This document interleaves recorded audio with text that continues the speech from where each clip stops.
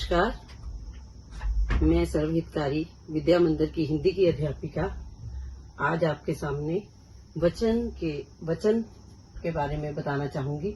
मेरा विषय है हिंदी वचन।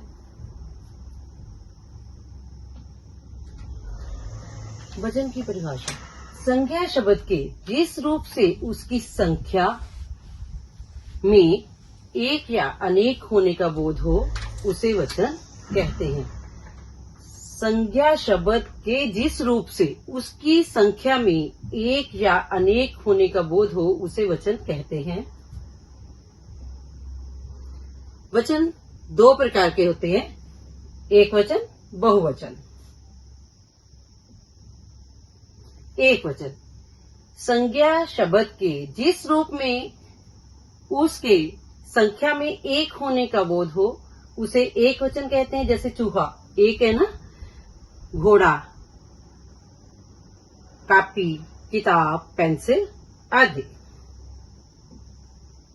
बहुवचन: संज्ञा शब्द के जिस रूप से उसकी संख्या में एक से अधिक होने का बोध हो उसे बहुवचन कहते हैं। जैसे घोड़े, चूहे, किताबें आदि। जिसमें एक चीज का बोध होता है उसे एक वचन कहते हैं, जिसमें एक से अधिक चीजों का बोध होता है उसे बहुवचन कहते हैं। वचन के संबंध में कुछ ध्यान रखने योग्य बातें हैं।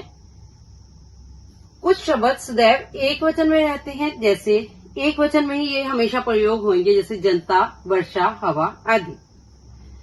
कभी कभी जातिवाचक शब्द एक वचन में ही प्रयुक्त होकर बहुवचन का ज्ञान कराते हैं, जैसे मनुष्य, नारी, अमरूद आदि।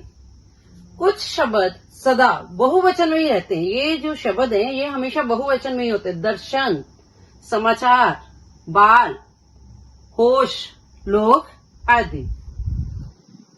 कभी कभी आदर्श सम्मान भाव प्रकट करने के लिए बहुवचनों का प्रयोग होता है कि हमने किसी को सम्मान देना है, इज्जत देनी। जैसे दादाजी आए हैं, ऐसे ही हम लिखेंगे। जैसे मामा जी आए हैं, जिसको हमने रिगार्ड देना होता है, उसके लिए ये प्रयोग किए जाते हैं।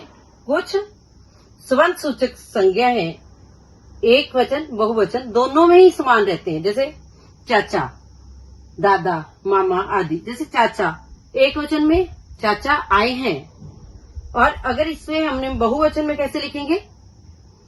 चाचे आए हैं तो नहीं लिख सकते ना, हम लिखेंगे चार चाचा आए हैं। ठीक है, ऐसे ही दादा, मामा आदि, ये एक वचन और बहुवचन में समान ही प्रयोग होते हैं।